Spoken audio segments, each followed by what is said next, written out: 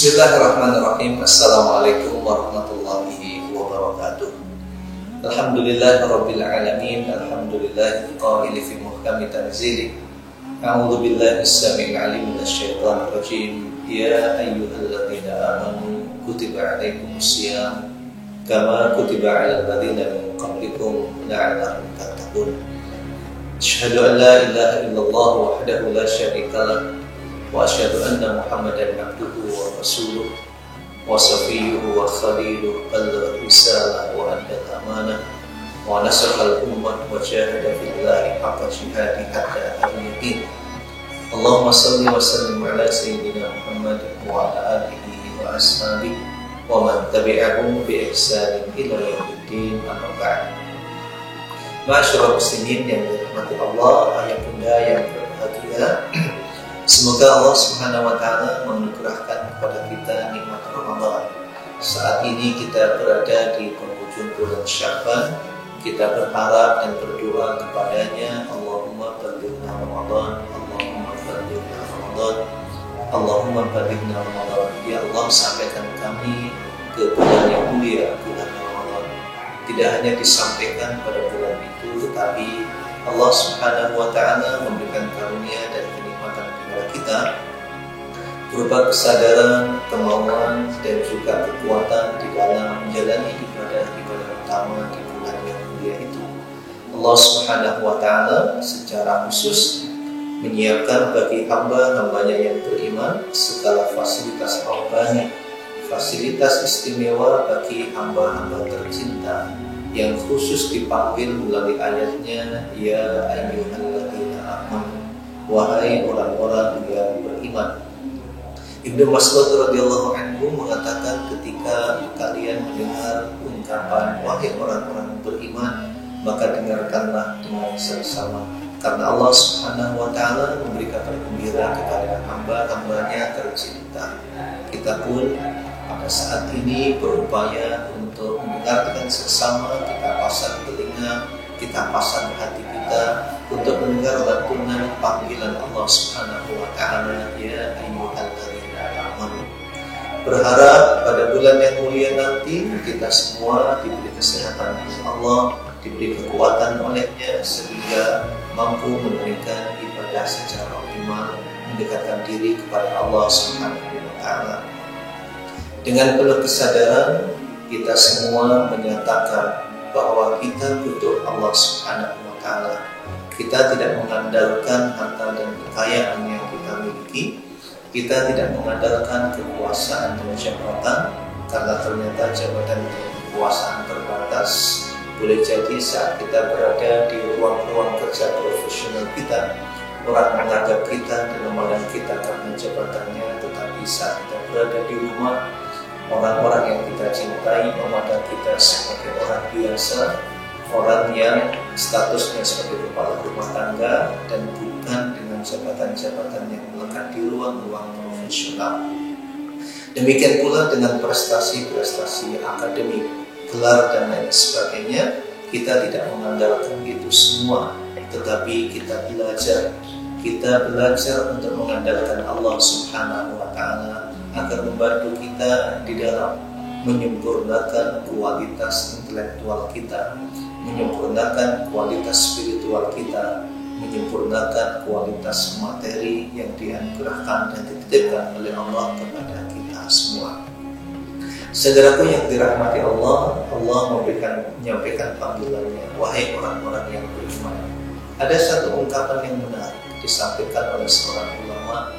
Beliau berkata, inna fid dunya jannah. Sesungguhnya di dunia ini ada surga. Man lam yadkhulha lam yadkhul jannatal akhirah. Siapa yang tak memasuki surga dunia itu, dia tak akan memasuki surga akhirat. Qalu wa ma hiya. Yang mendengar ungkapan ini bertanya, apa surga dunia itu? Qala hiya jannatul iman. Bahwa surga itu adalah surga keimanan. Secara khusus Allah memanggil orang-orang yang beriman, dipanggil untuk merasakan nikmat bulan yang mulia dengan ibadah-ibadah utama. Karenanya kita bisa mengatakan bahwa sesungguhnya Ramadan merupakan jannah. Ramadan merupakan surga, jannatul iman, surga keimanan. Mari kita masuki surga itu agar kita mendapat kesempatan untuk memasuki surga akhirat. Kita masuki surga itu dengan menikmati fasilitas yang ada, agar kita pun juga bisa menikmati fasilitas-fasilitas surga akhirat. Jannatul iman, keimanan yang dibuktikan dengan merespon perintah Allah Subhanahu wa Ta'ala. Keimanan yang dibuktikan dengan kesejahteraan kita di dalam menyambut panggilan ibadah puasa yang diwajibkan bagi kita dan juga orang-orang sebelum kita. Ya ayyuhalladzina amanu kutiba alaikumusiyam. Kita sambut secara sempurna, sebaik mungkin kita bekali diri kita dengan ilmu yang diperlukan untuk menunaikannya. Demikian pula ilmu yang diperlukan untuk memahami maksud dan tujuannya. Ilmu tentang hukum-hukum puasa diperlukan agar praktek ibadah kita berlangsung secara benar sesuai dengan yang diajarkan. Demikian pula kita perlu memahami ilmu tentang maksud dan tujuannya agar perjalanan ibadah kita di bulan yang mulia itu menjadi terarah, agar selaras tujuan kita dengan tujuan yang dikehendaki oleh Allah Subhanahu wa Ta'ala. La'allakum tattaqun, agar kalian bertakwa kepada Allah Subhanahu wa Ta'ala. Ketika Allah menyampaikan bahwa ibadah siam mengantarkan pada ketakwaan, maka sesungguhnya hal itu kepastian. Pasti puasa merupakan jalan takwa. Pasti ibadah-ibadah utama merupakan jalan takwa yang disyariatkan di bulan itu. Hanya saja persoalannya adalah kita semua yang hadir di sini apakah mampu mencapai tujuan yang dikehendaki oleh Allah. Boleh jadi ya perjalanan kita sama, jalur yang kita lalui juga sama, tetapi ada yang kehabisan bahan bakar, tapi ada juga yang mampu berlangsung dan menempuh perjalanan itu hingga ujungnya, hingga finish, hingga meraih takwa yang ada di dalam hatinya. Karenanya, saudaraku yang dirahmati Allah, ayah bunda yang berbahagia, saya mengajak diri pribadi dan kita semua untuk berlomba-lomba mengisi bulan yang mulia itu dengan ibadah-ibadah utama dan amaliyah yang diajarkan oleh Rasulullah tercinta. Kalau selama ini di dalam kehidupan dunia, di hari-hari biasa, kita terbiasa dengan perlombaan-perlombaan, dengan persaingan-persaingan, bahkan kadang yang terjadi persaingan itu dibumbui dengan konflik karena ingin meraih sesuatu, dan boleh jadi terselip di dalam hati keinginan agar orang lain tidak mendapatinya atau berbeda dengan yang kita dapatkan. Tetapi saudaraku yang dirahmati Allah, yang diinginkan di bulan Ramadan, terutama dalam hubungan dengan Allah Subhanahu wa Ta'ala, bahkan juga hubungan dengan sesama, bukanlah persaingan dan bukanlah konflik, tetapi yang diperintahkan adalah berlomba. Semua terarah pada satu tujuan. Tujuan yang utama adalah Allah Subhanahu wa Ta'ala. Tujuan kita satu, yaitu Allah. Karena tujuan satu dan arah perlombaannya juga satu, maka harapannya semua saling bahu-membahu, saling tolong-menolong mensukseskan ibadah-ibadah yang disyariatkan oleh Allah Subhanahu wa Ta'ala. Ayah bunda yang berbahagia, mari kita masuki surga keimanan itu dengan memantapkan yang pertama adalah kita pilih perlombaan dalam kebaikan, berlomba di dalam hal-hal yang positif. Di dalam kehidupan ini perlombaan dibagi dua. Ada perlombaan yang masuk dalam kategori at-tanafusul al-mahbub, perlombaan yang tercela. Tetapi ada juga at-tanafusul al-mahmud, perlombaan yang terpuji. Perlombaan yang tercela di antaranya adalah at-tanafusul ala dunia, berlomba mengejar dunia. Memiliki dunia tak masalah, bahkan dunia diciptakan oleh Allah Subhanahu wa Ta'ala bagi hamba-hambanya. Tidak mungkin Allah mengharapkan sesuatu yang disiapkan olehnya bagi hamba-hambanya. Allah bahkan menyuruh kita untuk mencari karunia, harta dan kekayaan dan mencari bagian dari nikmat dunia tersebut. Hanya saja kita diingatkan, jangan sampai kemudian perlombaan mengejar dunia itu membuat kita lupa kepada Allah Subhanahu wa Ta'ala. Mengejar dunia tak masalah, yang jadi masalah kemudian saat ada ambisi di dalam hati yang menyebabkan ta'alluq atau ketergantungan hati pada dunia itu melampaui ketergantungan kita kepada sang pemberi harta dan sang pencipta dunia, yaitu Allah Subhanahu wa Ta'ala. Begitu juga perlombaan yang tidak diinginkan di dalam kitab sucinya adalah saat ada perlombaan itu mengarah kepada perlombaan dalam kemaksiatan, perlombaan di dalam merusak hubungan persaudaraan di antara manusia, ataupun juga perlombaan-perlombaan dalam perbuatan dosa. Sangat dimungkinkan di tengah masyarakat kita ada yang dengan bangga memamerkan kemaksiatannya, dan agar dianggap sebagai orang yang unggul dengan kemaksiatannya itu, ada juga orang yang berlomba untuk merusak hubungan sosial, hubungan kehidupan di antara manusia. Ya, ada juga perlombaan-perlombaan di dalam merusak peradaban. Kita tidak menginginkan demikian. Yang akan kita masuki di bulan bulan mulia adalah perlombaan-perlombaan yang positif, perlombaan-perlombaan yang baik. Apa itu di antaranya? Nanti di bulan yang mulia, saudaraku yang dirahmati Allah, kita akan berlomba sebagaimana diisyaratkan oleh Rasulullah SAW.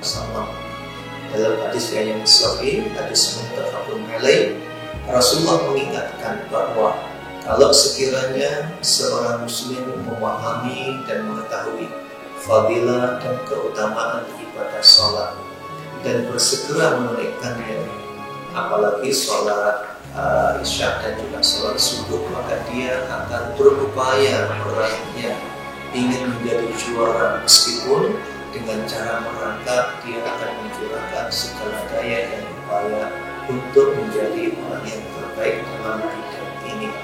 Berlomba memenuhi panggilan Allah Subhanahu wa Ta'ala, berlomba di dalam sholat. Mungkin pada hari-hari biasa perlombaan kita mengejar dunia sangat luar biasa. Bahkan kadang upaya kita dalam mengejar dunia itu berdampak mengabaikan panggilan sholat, panggilan ibadah. Padahal Rasulullah SAW menekankan betul bahwa hal ini sholat merupakan tiang agama. Padahal Al-Quran juga menegaskan bahwa sholat itu menjadi penentu lurus dan tidaknya kehidupan kita dan kehidupan generasi kita.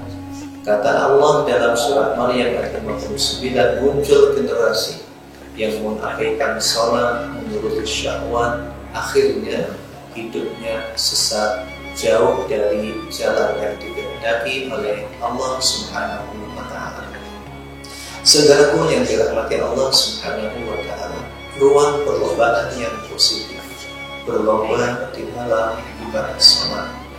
Demikian pula perlombaan yang positif yang sudah dibuka dalam kehidupan ini, bahkan terlebih lagi di bulan suci Ramadan.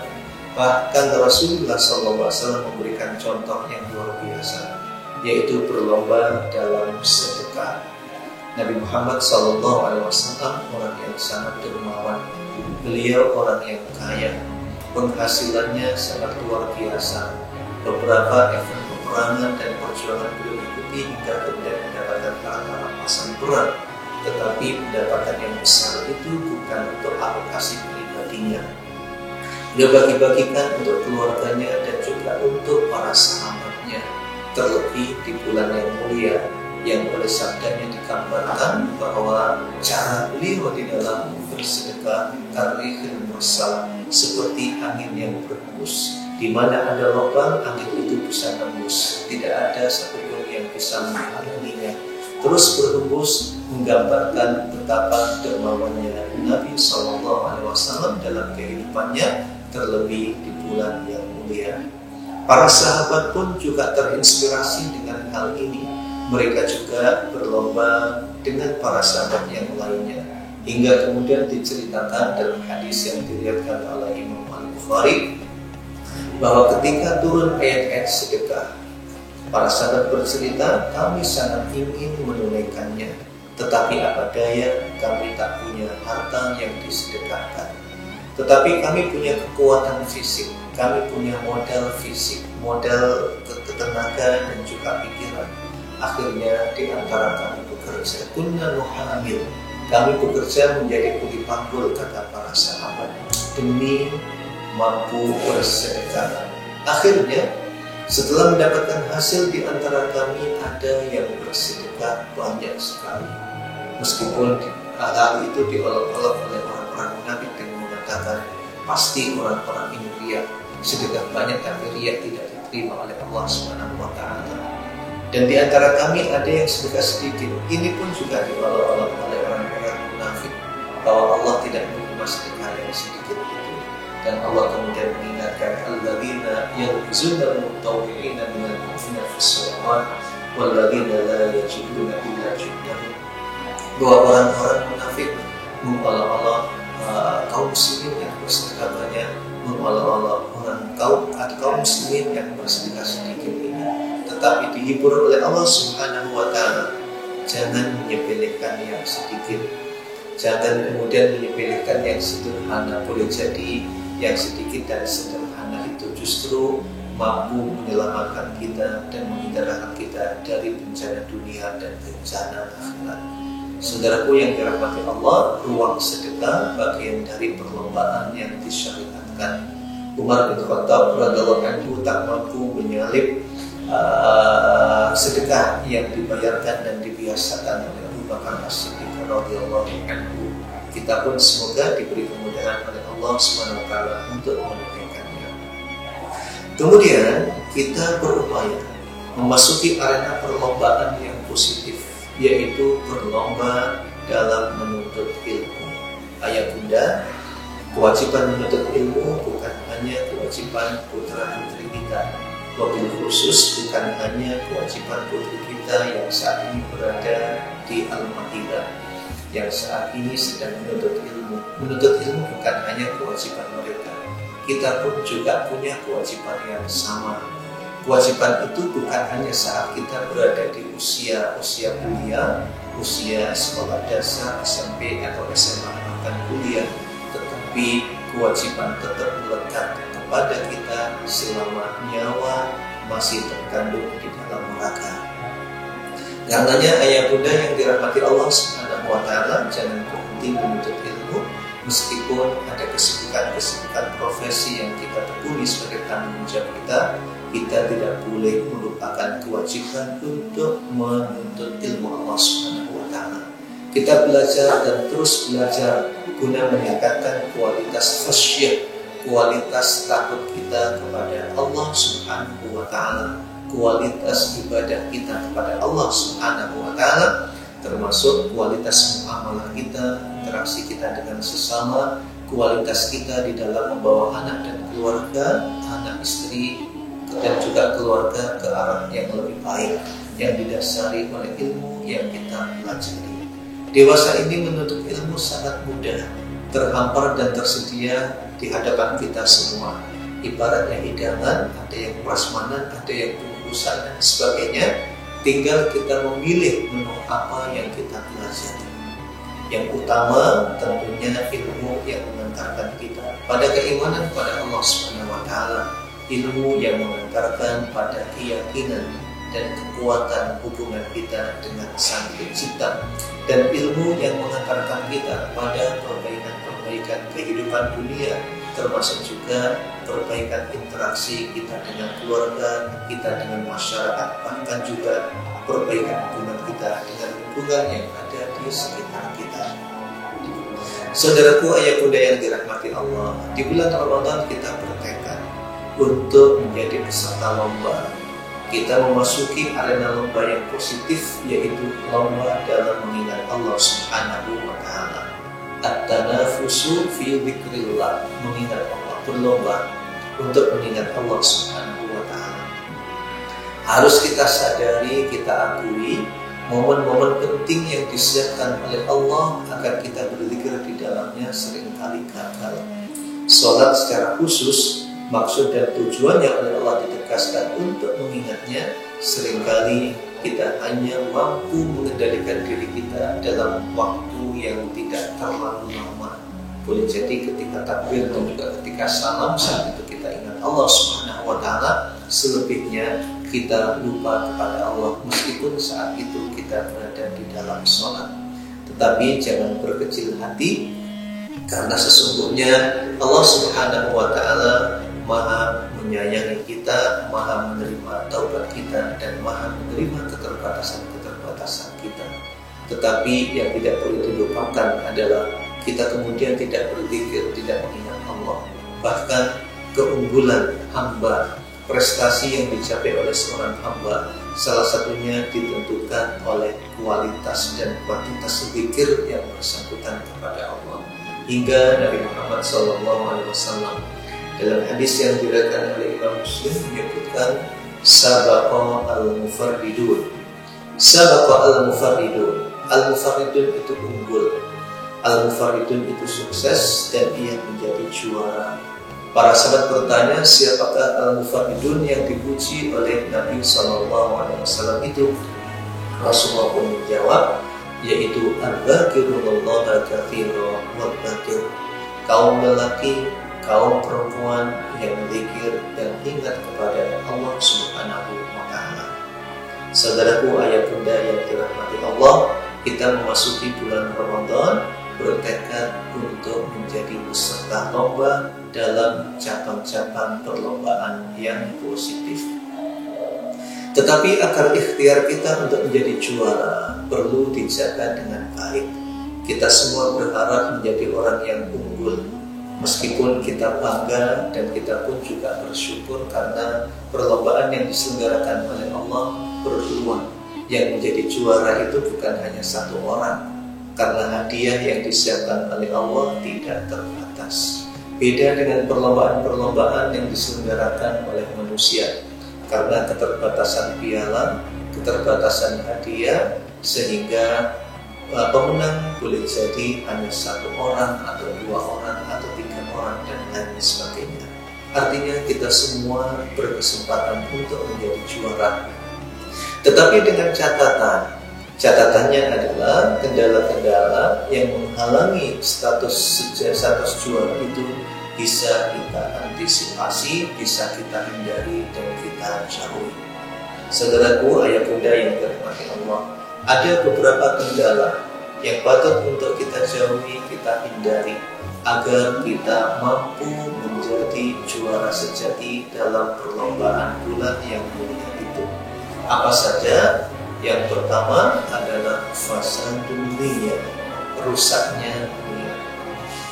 Boleh jadi ketika sholat dia berada di shaf yang pertama.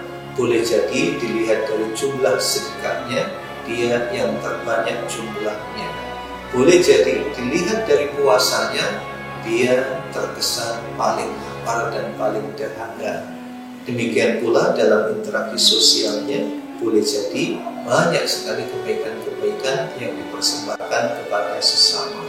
Tetapi apabila rusak niatnya, apabila tidak ikhlas karena Allah Subhanahu wa Ta'ala, sangat dimungkinkan dia gagal menjadi juara atau akan didiskualifikasi.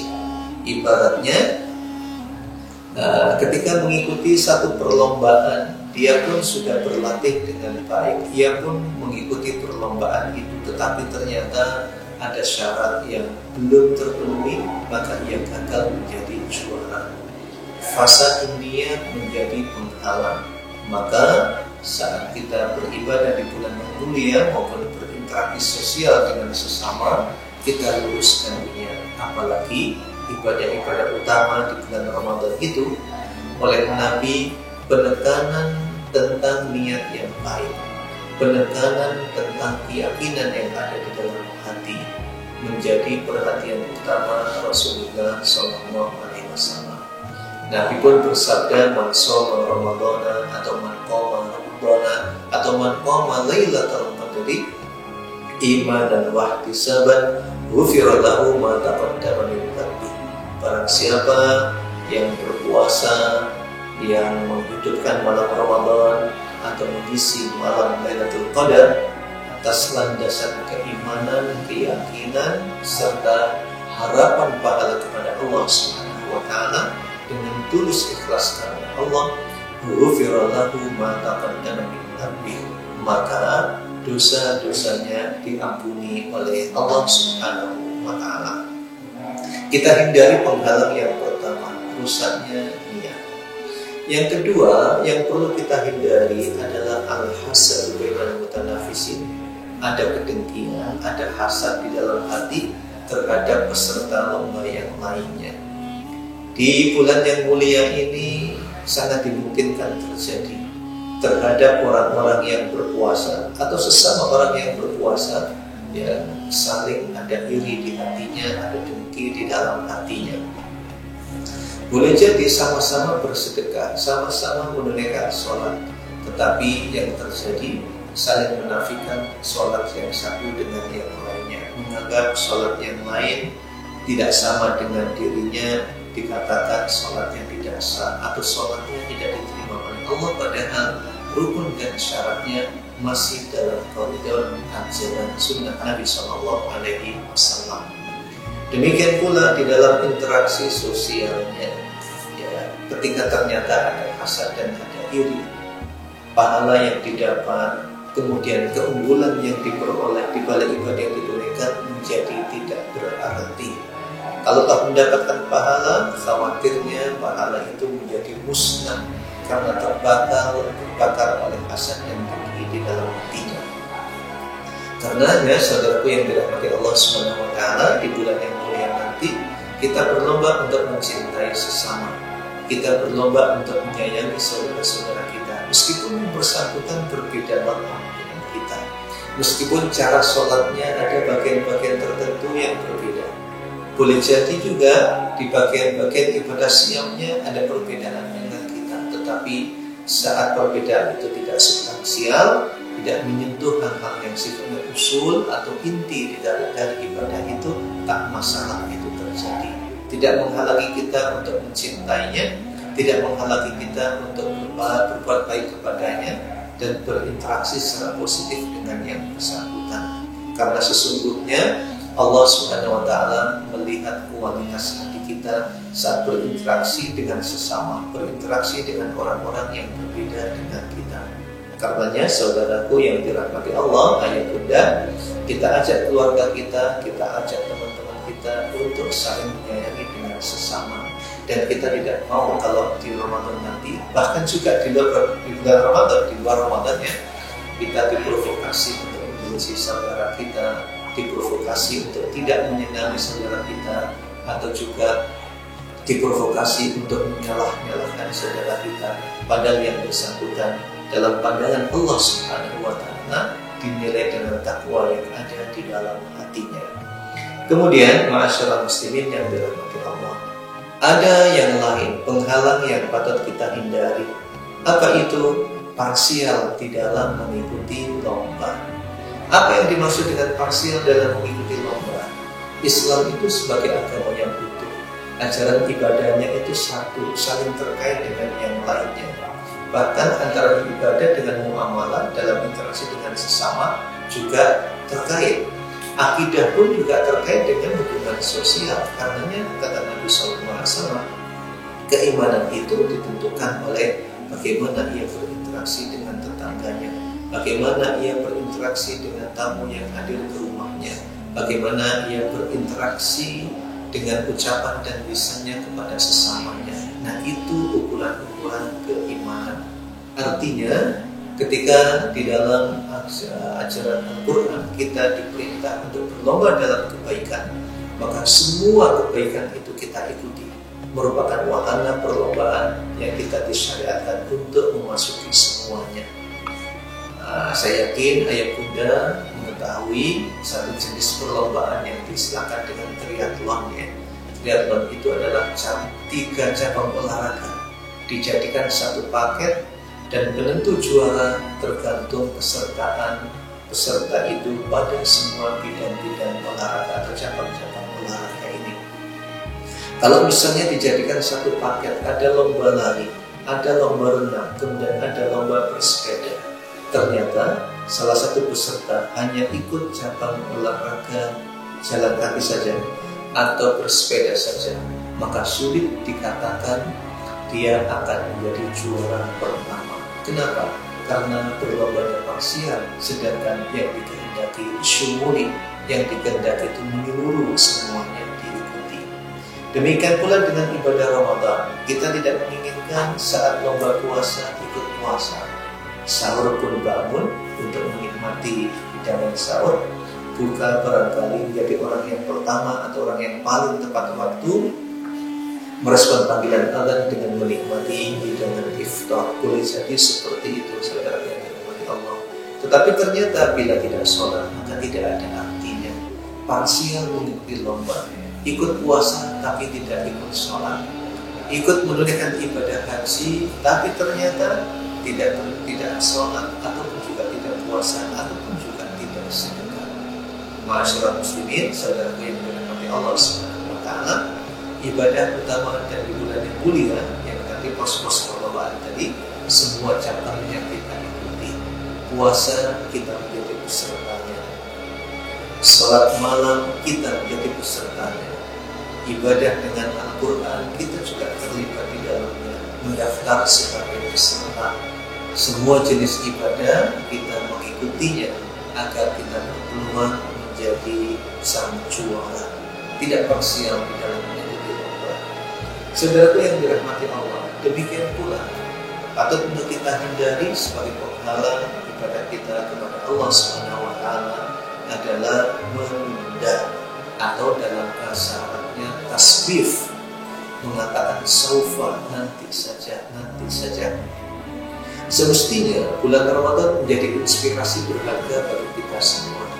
Kalau ayah bunda dan kita semua saat berbuka menjadi orang yang pertama mengambil kolak misalnya, yang pertama mengambil kurma atau iftar misalnya, kita berusaha menjaga tepat waktu di dalam berbuka puasa itu, maka kita pun juga berusaha dan berupaya untuk bersegera dan bergegas, tidak terlambat di dalam sholatnya, tidak terlambat di dalam puasanya, tidak terlambat di dalam sedekahnya, maupun event-event kebaikan yang lainnya.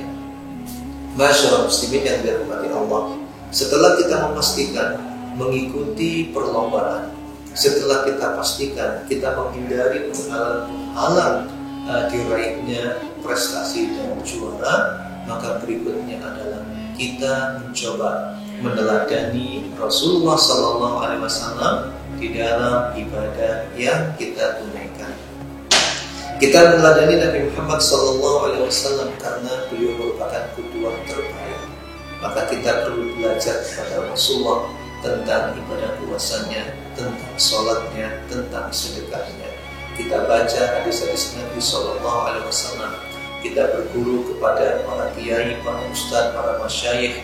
Kita bertanya kepada mereka tentang maksud ayat, maksud hadis dan sebagainya, demi optimalisasi ibadah yang kita tunaikan, seraya berharap bahwa praktek kita selaras dengan yang dicontohkan oleh Nabi SAW sebagaimana yang kita pelajari.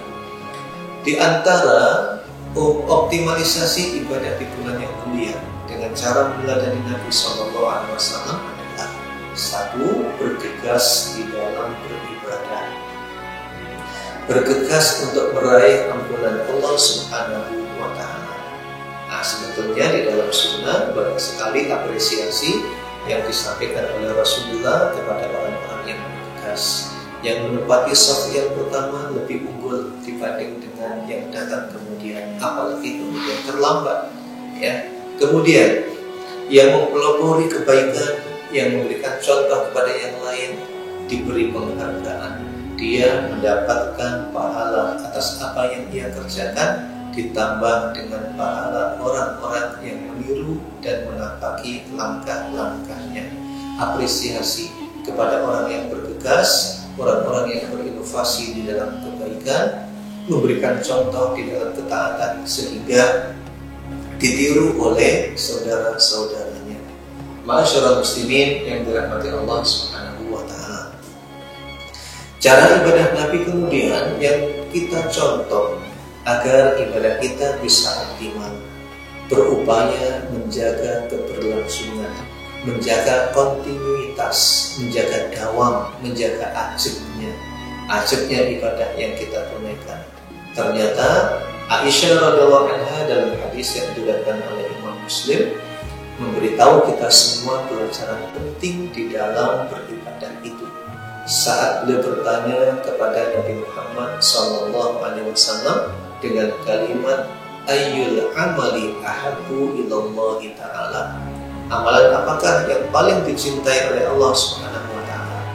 Rasulullah merespon dengan jawabannya adwamuhu wa iqalla, yang paling kontinu, yang paling ajat meskipun sedikit. Pada waktu pagi hari kita ketemu dengan ibadah yang disunnahkan, ketemu sholat duha. Sholat duha itu meskipun kita tunaikan 2 rakaat setiap hari, yang demikian lebih baik dibanding dengan sepekan sekali kita sholat duha 12 rakaat. Allah tidak melihat kuantitas yang kita tunaikan pada hari-hari itu, tapi yang dilihat adalah ajrnya. Di antara ulama memberikan tafsir mengapa sedikit tapi kontinu lebih dicintai oleh Allah daripada banyak tetapi jarang dan sedikit. Karena Imam Nawawi rahimahullah, karena orang yang kontinu meskipun sedikit itu tanda kalau dia ingat Allah Subhanahu wa taala setiap waktu dan setiap saat. Bila sholat duha 2 rakaat setiap hari, maknanya tiap hari di tiap waktu duha dia ingat Allah Subhanahu wa taala. Tetapi apabila sepekan sekali 12 rakaat duha, itu pertanda dia ingat Allah hanya sepekan sekali pada saat itu. Ma'asyiral muslimin yang dirahmati Allah Subhanahu wa taala. Demikian pula ketika kita membaca ayat-ayat Al-Qur'anul Karim, misalnya setiap hari kita membaca 1 halaman atau 2 halaman, maka yang demikian lebih baik dibanding dengan sepekan sekali kita membaca 1 juz Al-Qur'anul Karim. Kenapa? Karena yang paling dicintai oleh Allah adalah adwamuhu, yang paling dawam, yang paling ajat, sehingga kualitas ingatnya kepada Allah, kuantitas ingatnya kepada Allah itu ajat dan bisa dipertahankan. Saudaraku ma'asyiral muslimin yang dirahmati Allah Subhanahu wa taala, sedekah pun juga demikian ya. Sedekah sedikit tapi setiap waktu rutin, yang demikian lebih baik daripada kita bersedekah banyak tapi terputus. Setiap hari kita sisihkan uang 2.000, 2.000, 5.000, 10.000, 20.000. Setiap hari kita lakukan hal itu, lebih baik dibanding misalnya sebulan sekali kita infak 1 juta, 2 juta, 5 juta dan lain sebagainya. Yang dilihat itu adalah kesadaran hati kita yang secara kontinu nyambung dengan Allah Subhanahu wa taala. Karenanya di dalam ibadah sholat itu juga ada amalan-amalan yang terus dijaga oleh Nabi SAW. Dalam ibadah sunnah begitu juga ada yang dijaga oleh Allah secara ajat, dijaga oleh Rasulullah SAW. Demikian pula dalam sedekah, demikian pula di dalam amalan yang lainnya. Ma'asyiral muslimin yang dirahmati Allah Subhanahu wa taala, keteladanan berikutnya demi optimalisasi ibadah di bulan yang mulia adalah kita memanfaatkan waktu-waktu utama. Ramadan waktu utama, sepanjang waktu adalah utama, tetapi keutamaan ini berlipat manakala ada lagi waktu-waktu utama yang berada di dalamnya. Antara adzan dan iqamah merupakan waktu utama, dan bila terjadi di bulan Ramadan lebih utama lagi. Saat itu kita berdoa kepada Allah dan mengingatnya. Demikian pula saat kita dalam keadaan berpuasa, maka doanya juga mustajab. Saat itu bila kita berdoa kepada Allah Subhanahu wa taala, insya Allah dikabulkan oleh Allah. Apalagi di bulan Ramadan, apalagi kemudian doanya antara adzan dan iqamah, apalagi kemudian doanya di malam-malam hari ketika waktu sahur atau waktu ashar ya, beristighfar dan mohon ampun kepada Allah Subhanahu wa taala. Terlebih lagi di bulan Ramadan ada fasilitas Lailatul Qadar. ada fasilitas yang lebih baik daripada 1000 bulan terbuka bagi semua hambanya, meskipun masing-masing akan mendapatkan pahala dan manfaat dari malam itu tergantung pada keimanan yang ada di dalam hatinya serta ketulusan harapannya kepada Allah, tergantung iman dan wahtisaban, keimanan dan keyakinan serta harapan yang lurus kepada Allah Subhanahu wa taala.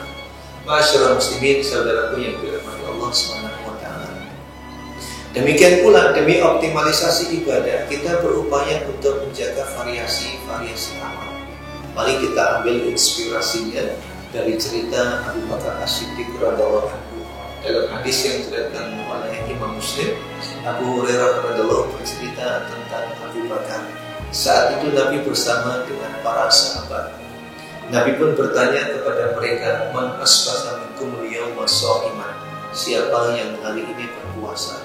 Ternyata Abu Bakar menjawab, "Ana ya Rasulullah." Kemudian pertanyaan dilanjutkan, "Faman tabi'akum al-yawma janazatan?" Siapa yang hari ini mengantarkan jenazah, melakukan takziah? Abu Bakar menjawab, "Ana." "Man ad'ama minkum al-yawma miskinan?" Pertanyaan ketiga dilanjutkan oleh Nabi, yang hari ini memberi makan orang miskin siapa? Kembali Abu Bakar menjawab, "Ana."